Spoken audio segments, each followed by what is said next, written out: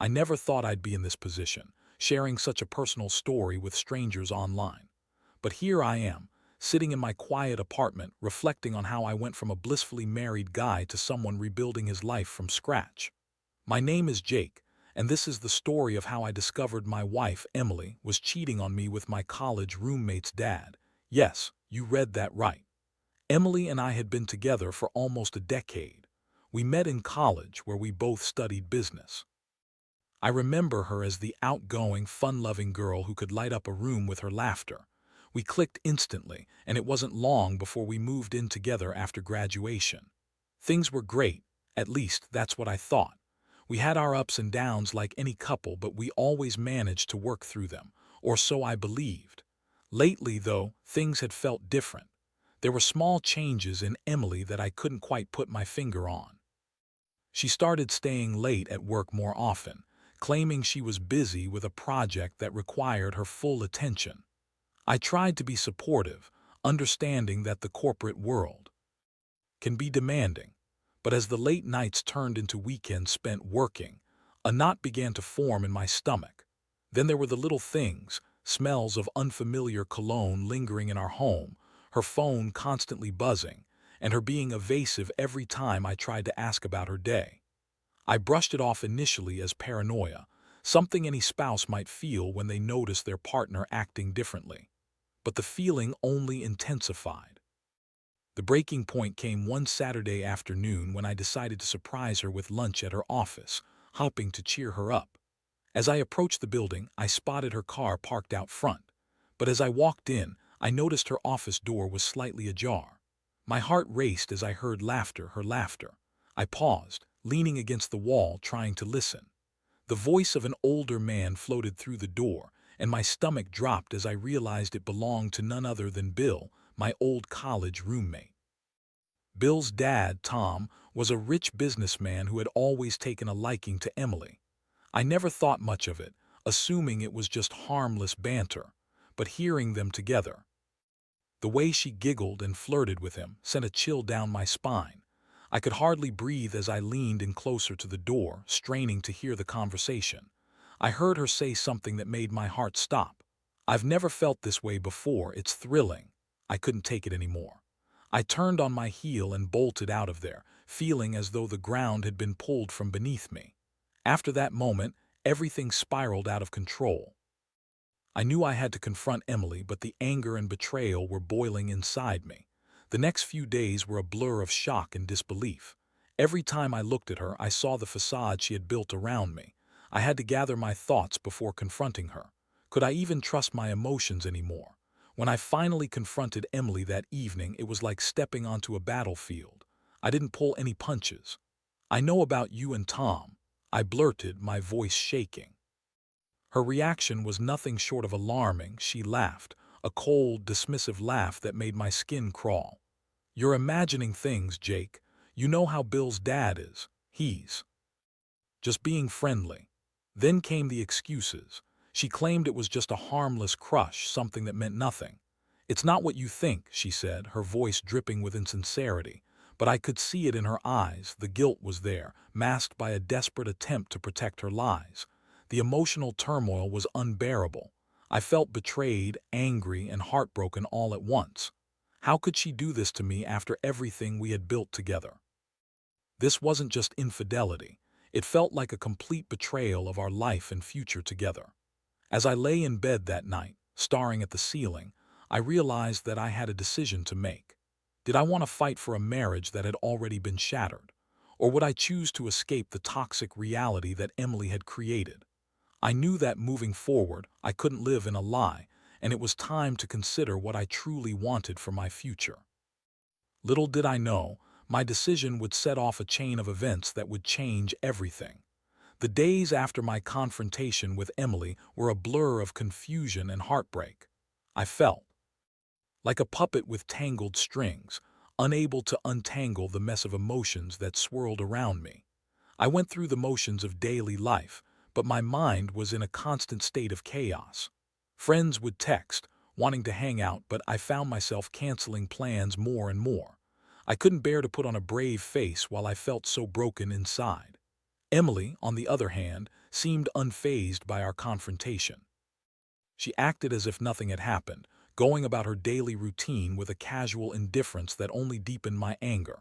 I watched her get ready for work each day, putting on that perfect smile, and it made me sick to my stomach. Did she really think she could just pretend this did happen? I wasn't going to be that husband who accepted infidelity as a part of life. I had to make a decision, and I had to make it soon. One evening, I decided to take a drive. Hopping the open road might clear my mind. As I drove aimlessly, I remembered a conversation I had with my sister a few months back. She had confided in me about a coworker who had gone through a similar situation. The way she described her brother's journey of self-discovery after his divorce made me think that maybe that could be me. I didn't want to end up like him, stuck in a marriage that didn't fulfill me, but I also didn't want to rush into any decisions based on anger and hurt. When I got home, I found Emily sprawled on the couch, scrolling through her phone while the television played in the background. Her casual demeanor infuriated me. I needed to talk, to confront the reality of our situation once again, but I wasn't sure how to approach it without losing my composure. "Emily," I said, trying to keep my voice steady, "we can't keep pretending like everything is fine." She glanced up from her phone, her expression shifting slightly, but she quickly masked it with a haughty smirk. "What do you want me to say, Jake? I already told you it's nothing."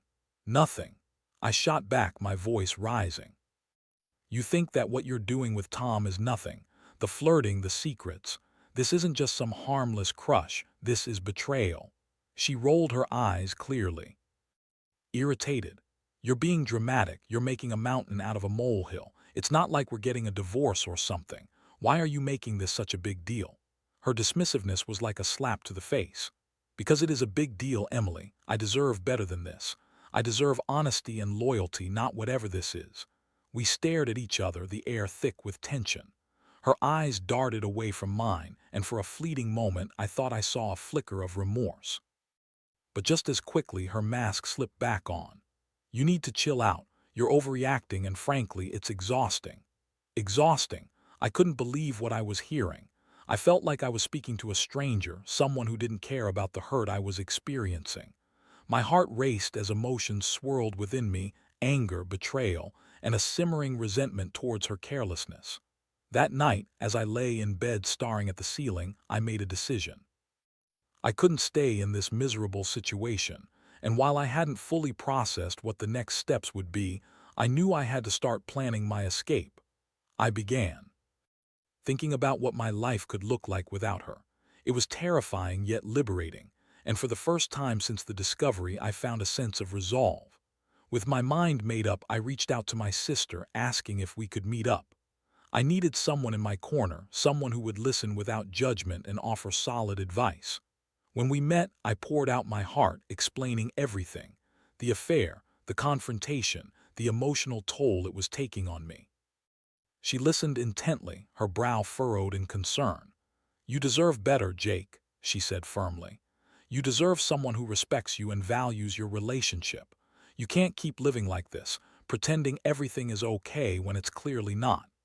Her words resonated deeply. For weeks, I had been wrestling with guilt and sadness, but hearing her encouragement made me realize that I needed to prioritize my well-being. She suggested that I take some time for myself to rediscover what I wanted outside of my marriage. I needed a plan, a way to reclaim my life. But first, I had to gather evidence of Emily's infidelity. I felt like a detective in my own life, but I needed proof, something concrete to back up my feelings. I knew that if I decided to confront her again, I needed to be armed with facts, not just emotions. I started paying closer attention to her behavior, timing her late nights, noting the phone calls that lasted too long, and even looking through our shared bank account for any unusual transactions. I felt a mix of anxiety and determination. I was on a mission to uncover the truth. The more I dug, the more I started to find. Small details that I had previously overlooked started to paint a picture I never wanted to see. I discovered receipts for fancy restaurants that she claimed were work dinners, and a few unexplained charges at hotels. This was no innocent crush. My wife was deeply involved in an affair, and the evidence was piling up. With each discovery, the anger grew within me, but so did my resolve. I was ready to confront her once and for all, to end this charade before I lost myself completely in the whirlwind of her betrayal. It was time to take back my life. After gathering evidence over the next few days, I felt both empowered and anxious. The reality of Emily's betrayal weighed heavily on me, yet I knew I was getting closer to ending the toxic cycle that had become my life. I could no longer live under the same roof as someone who disrespected our marriage. But with that realization came the challenge of how to confront her once and for all. I decided to set the stage for our next conversation. I wanted to catch her off guard, to force her to confront the reality of her actions without the chance to weave another web of lies. I waited for a Friday night when I knew she'd be home late from work again. I planned to have everything ready: my notes, her receipts, and a few choice words that had been brewing in my mind. When she finally walked through the door, the casual smile on her face cut through me like a knife. She was wearing that same perfume I had grown to dislike, one that reminded me of her time spent with Tom. I took a deep breath, trying to steady my nerves. This was it, the moment I had been dreading yet anticipating. "Hey, Em," I said, trying to keep my voice level despite the storm brewing inside me. "Can we talk? I have something important to discuss." She looked surprised, but the smile lingered for a moment longer. "Sure, what's up?" She moved to the couch, dropping her bag with a casualness that only fueled my anger. I joined her but kept a slight distance, as if the space between us represented the growing chasm in our relationship. "I've been doing some thinking," I started, my heart racing. "And I've been looking into a few things. Things that don't add up." I pulled out the receipts from my pocket, laying them out on the coffee table in front of her. "What's this, Emily?" Her expression changed instantly, the casual demeanor evaporating as she glanced at the receipts. "What are you talking about?" she asked, feigning confusion. "Dinner at La Bellezza 2 nights ago, and don't get me started on the hotel charges," I pressed, keeping my voice steady but firm. "You can drop the act. I know you're cheating on me with Tom. It's not just some innocent crush. You were laughing and flirting with him while I was at home, waiting for you." For a moment, silence engulfed us. I watched the realization dawn on her face, the mask she had worn for so long slipping away. "Jake, No, let me finish," I interrupted, my heart pounding in my chest. "You've lied to me for months. You think I wouldn't notice the changes, the late nights. I've been patient, I've been understanding, but this is unforgivable." Emily's eyes darted around the room, and I could see the wheels turning in her mind, desperately searching for an escape route. "I didn't mean for it to happen, Jake. It just did," she pleaded, her voice rising in desperation. "You work so much and I felt neglected. Tom was there for me when you were. So you decided to run to my college roommate's dad instead." I shot back, seething with anger. "You think this is justifiable because you felt neglected? You betrayed me, Emily. You threw away everything we built together for a fling with a man twice your age." Her defenses crumbled, and I could see the tears welling up in her eyes. I know I messed up. But it wasn't just about him. I felt lonely, Jake. You never listen to me anymore. I've tried to talk to you, but it's like you don't care."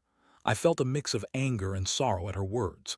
"You think I don't care? I've been trying to support you in your career, but you turned to someone else instead of coming to me. You chose to cheat." "I thought I could fix things," she murmured, her voice breaking. "I thought this would make me feel better. I never wanted to hurt you, I swear." "But you did, Emily. You hurt me more than I ever thought possible," I replied, my voice cracking under the weight of my emotions. "This isn't something we can just gloss over. You need to understand the gravity of what you've done." I could see her struggling to find the right words, her eyes filled with regret and fear. I wanted to believe that she was truly remorseful, but deep down, I knew the damage had been done. I had lost the woman I had once loved, and I couldn't ignore that reality any longer. "Jake, please," she said, her voice barely above a whisper. "What do you want me to do? I want to make it right. I'll do anything. Anything." I echoed, the bitterness in my voice unmistakable. "Can you take back the betrayal? Can you erase the nights you spent with him? This isn't about what you can do, it's about what you've already done. It's about the trust that's been shattered beyond repair." The tears rolled down her cheeks as she choked back a sob. "I'm so sorry, Jake. I never meant for it to get this far." I shook my head, feeling a mix of sadness and anger wash over me. "Sorry isn't enough, Emily. I need to think about what I want, and right now I don't know if that includes you. I need time to figure this out." She nodded, the weight of my words hitting her hard. "I understand," she said, her voice shaky.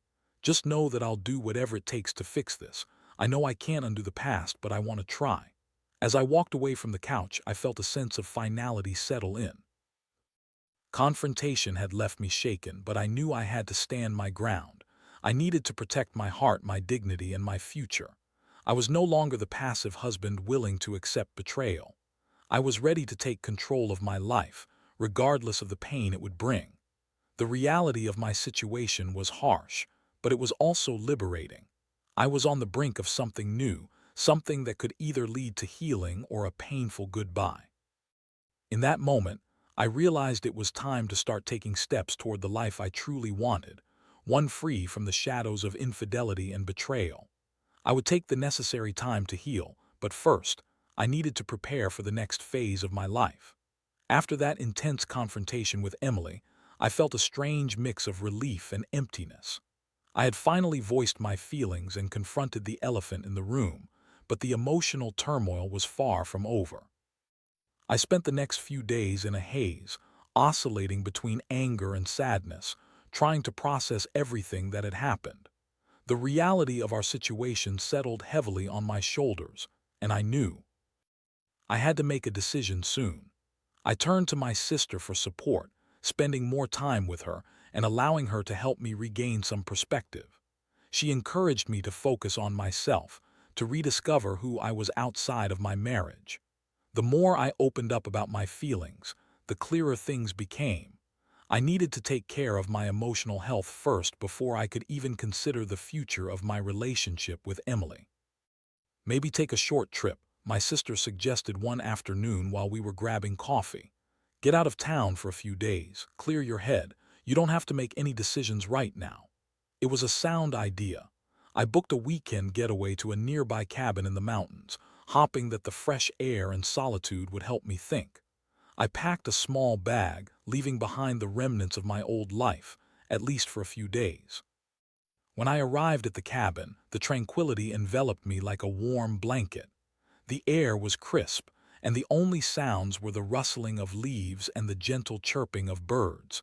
It was a stark contrast to the chaos that had become my everyday life.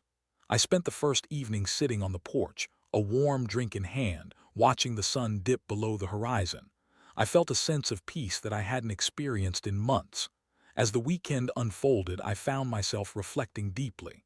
I thought about the memories I had built with Emily, the laughter, the adventures, the dreams we had shared. But I also thought about the painful moments, the lies, and the betrayal. The wounds were still fresh, and while I wanted to believe that reconciliation was possible, a part of me felt that trust was irreparably damaged. On my last evening at the cabin, I took a long walk along a nearby trail. The sun had set, casting a soft glow over the landscape, and I felt a surge of clarity wash over me. I realized that I had been so focused on Emily and our relationship that I had neglected myself. I needed to reclaim my identity, to rebuild not just what I had lost with her, but also who I was as an individual. By the time I returned home, I had a clearer vision of what I wanted. I decided to focus on my career and personal growth, putting my energy into projects that inspired me. I even considered going back to school for a graduate degree, something I had put on hold for years. This was my opportunity to redefine myself, to create a life that didn't revolve around the hurt and betrayal. I knew I had to confront Emily again, but this time I would approach it differently. I wasn't going to engage in emotional turmoil. Instead, I would be straightforward and honest about my feelings and intentions. When I arrived home, I found Emily sitting at the dining table, her phone in hand, seemingly engrossed in something on the screen. For a moment I hesitated, but I reminded myself of the clarity I had gained. This was not about rehashing the past, it was about my future. "Emily, can we talk?" I said, my voice calm but resolute. She looked up, her eyes reflecting a mixture of hope and apprehension. "Of course, Jake. I've been waiting for you to come home." I took a deep breath, gathering my thoughts before diving in. "I've had some time to think, and I want to be honest with you. I need to make some changes in my life, and I need to prioritize my own happiness." Her expression shifted slightly, a flicker of concern in her eyes. "What do you mean?" "I don't think we can go back to what we had. The trust has been broken, and while I appreciate that you're willing to try and fix things, I don't know if I can. I need time to heal and figure out what I want moving forward." "Jake, please don't say that," she replied, her voice pleading. "I know I messed up, but I love you. I want to make it right. I can change." I held up my hand to stop her. "Emily, it's not just about you, it's about me too. I've realized that I need to focus on my own happiness, and right now that means exploring life beyond this relationship." "What are you saying? Are you leaving me?" she asked, her voice trembling. "I don't know if it's permanent," I admitted, "but I need to take a step back. I want to rediscover who I am without you, without the shadow of your infidelity looming over me. I need to figure out where I want to go from here." Tears streamed down her face, and my heart ached for the woman I once loved. "I don't want to lose you, Jake. I'll do anything, just tell me what you need." "I need space, Emily. I need time to think about what's next for me. I can't promise I'll come back, but I need to try living for myself. I hope you can understand that." The silence that followed was heavy. I felt a mix of emotions, sadness, regret, but also a sense of freedom. I knew this was the right decision for me, even if it hurt both of us. I couldn't let guilt or fear dictate my choices any longer. "I hope you find what you're looking for," she whispered, her voice breaking. "But I'll be here waiting for you if you decide to come back." "I appreciate that, but I can't make any promises," I said softly. "I need to be true to myself, even if that means facing the unknown." As I left the room, I felt a mix of sorrow for the love we once shared and a sense of liberation. I was stepping into uncharted territory, but it was my territory. The road ahead was uncertain, but for the first time in a long while, I felt like I was taking control of my life. It was time to embrace the journey ahead, whatever it may bring. The next few weeks were a whirlwind of emotions as I navigated my new reality. I had stepped away from the life Emily and I had built together, and while it was painful, I felt a glimmer of hope for what lay ahead. I focused on rediscovering myself, and for the first time in a long time, I prioritized my own happiness. I threw myself into my work, taking on new projects with renewed vigor. My job had always been a source of fulfillment, but I had allowed my focus on my marriage to overshadow my professional ambitions. Now, with Emily out of the picture, at least for the time being, I found myself thriving at work. I even got the courage to pitch a new idea to my boss, something I had been hesitant to do when I felt the weight of my failing marriage. One evening, after a particularly productive week, I decided to head out to celebrate my small victories. I called up my sister and a few close friends, suggesting we meet at a local bar. I wanted to reconnect with the people who had always supported me, and I needed to remind myself that I wasn't alone in this journey. As we gathered around a table, the laughter and camaraderie brought a warmth that I hadn't felt in a long time. My sister raised her glass, proposing a toast to new beginnings. "To Jake, may he find happiness and success in whatever comes next." Her words struck a chord, and I felt a swell of gratitude for the people around me. That night was nothing short of transformative. I danced, laughed, and even flirted a little, feeling the weight of my past lift as I embraced the freedom of being single again. It was liberating to be reminded that I could have fun without the shadows of betrayal hanging over me. But despite the laughter, a part of me still wrestled with what was happening with Emily. I knew she was struggling, and it weighed heavily on my conscience. I had received several texts from her, filled with apologies and pleas for another chance, but I chose to keep my distance. I felt guilty for the pain I knew I was causing her, but I also understood that I needed to focus on my own healing first. One evening, as I was unwinding at home, I received a call from my sister. "Hey, Jake, I spoke to Emily earlier today," she said, her tone cautious. "She's really upset, and I think she wants to talk to you."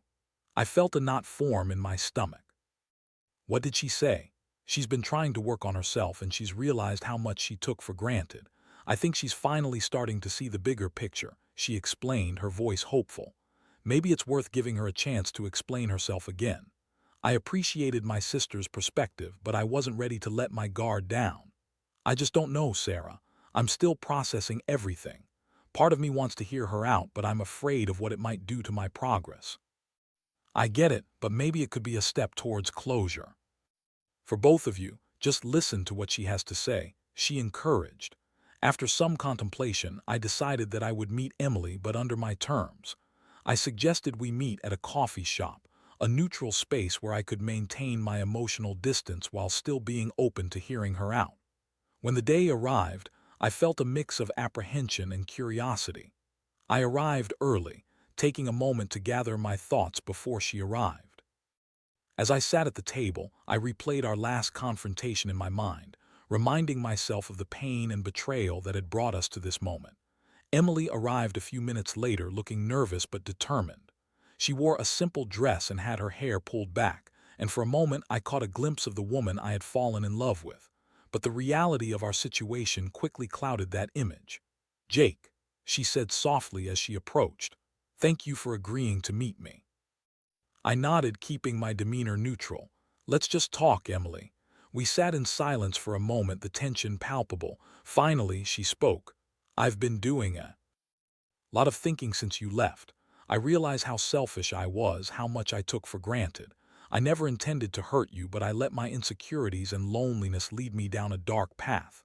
I listened intently, knowing that this was an opportunity for her to express her feelings without interruption. "I've been seeing a therapist," she continued. "It's been eye-opening. I'm not making excuses for my behavior, but I want to understand why I did what I did." "Understanding is one thing," I replied, my voice steady, "but it doesn't erase the hurt you caused." "I know," she said, tears welling up in her eyes, "but I want to change. I want to be a better person, and I want to show you that I can be the wife you deserve. I miss you, Jake. I miss us." Her words tugged at my heartstrings, but I remained guarded. "What does that look like for you, Emily? How can I trust that this isn't just talk?"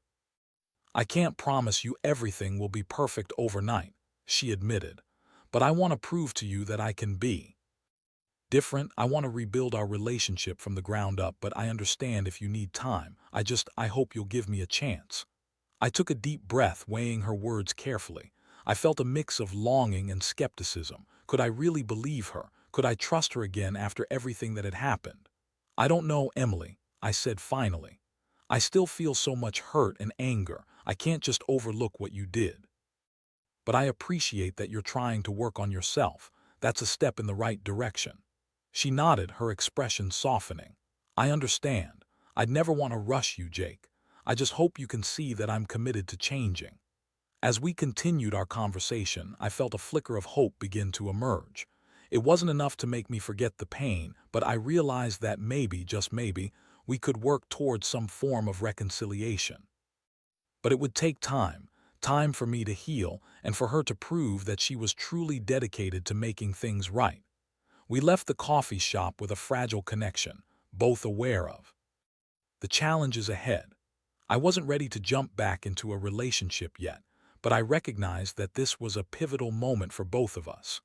It was the beginning of a long and uncertain journey toward healing, and while I didn't know where it would lead, I felt a sense of cautious optimism for the first time in a long while.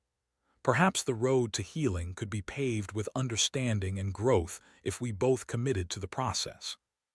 In the weeks that followed my conversation with Emily, I adopted a cautious approach. I wasn't ready to dive back into a relationship, but I was open to the possibility of a dialogue. We started seeing each other more, having honest conversations about our feelings, and I was impressed by the strides she was making in her therapy sessions. She was actively working on understanding her emotions and articulating her thoughts, which I found encouraging. As we spent time together, I began to notice subtle changes in her demeanor. She was more attentive, more present, and it felt like she was genuinely trying to connect with me on a deeper level. We would go for walks, grab coffee, and even talk about our dreams for the future, the ones we had once shared but had been overshadowed by the weight of betrayal. One evening, while sitting on the porch at my apartment, she turned to me, her eyes filled with sincerity. "Jake, I know it's going to take time for you to trust me again, and I completely understand if you're not ready. But I want you to know that I'm committed to making things right. I miss being your partner." Her words hit me hard. The truth was, I missed her too. I missed the laughter, the companionship, and the dreams we had once built together. But I also knew that accepting her back into my life wouldn't erase the scars. It was a delicate balance, one that required patience and understanding from both of us. As we continued to spend time together, I found myself feeling less guarded. I began to let my defenses down, allowing myself to entertain the possibility of rebuilding our relationship. However, I made it clear to Emily that I needed to prioritize my healing throughout this process. "I can't just forget what happened, Emily," I said one evening, "but I'm willing to see how things progress." We established new ground rules for our interactions. I made it clear that I wouldn't tolerate any form of dishonesty going forward. If we were going to rebuild, it had to be built on a foundation of trust and open communication. Emily agreed wholeheartedly, and together we began the painstaking process of rebuilding what we had lost. One day, as we were walking through a park, she took my hand and squeezed it gently. "Thank you for being willing to give me a chance," she said softly. "I know I don't deserve it, but it means everything to me that you're open to working on this." "I'm willing to try," I replied, looking into her eyes, "but I need time. I need to know that you're fully committed to this and that you understand the gravity of what you did." "I do," she assured me. "I've learned so much about myself in the past few months. I want to be the partner you deserve, someone who supports you and respects you. I'm determined to show you that I can be that person." As the weeks turned into months, I began to see glimpses of the woman I had fallen in love with, the one who was kind, funny, and supportive. It wasn't an instant fix. There were days when I felt the weight of doubt and insecurity creeping back. I'd find myself questioning if I was being foolish for letting her back into my life. But every time those thoughts surfaced, Emily was there, working hard to reassure me.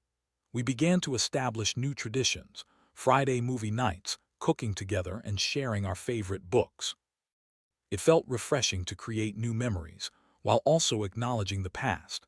There were moments of vulnerability where we talked openly about our feelings, and I found that I could finally communicate my fears without feeling judged. However, I also prioritized my own personal growth. I enrolled in a graduate program, something I had always wanted to pursue. It felt empowering to focus on my ambitions and interests, and it helped me to regain my sense of independence.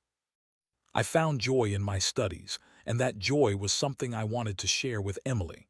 One evening, while preparing dinner together, I turned to her with a newfound confidence.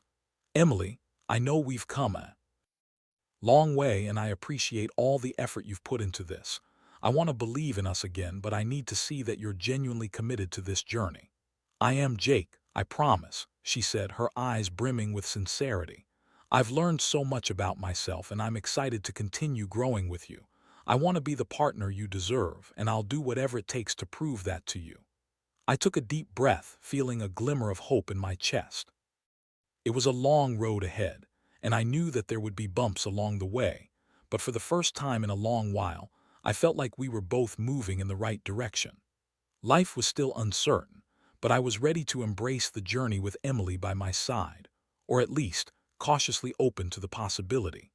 As I reflected on everything that had happened, I realized that the experience had taught me valuable lessons about trust, communication, and the importance of prioritizing my own happiness. While the path to healing was still ongoing, I felt hopeful about the future. There was so much potential for growth for both of us, and I was determined to see where this journey would lead. We were not just rebuilding a relationship, we were forging a new path together, one that was rooted in honesty and mutual respect. And while the pain of the past would never fade completely, it had become a part of our story, a story that I was now willing to embrace, one step at a time.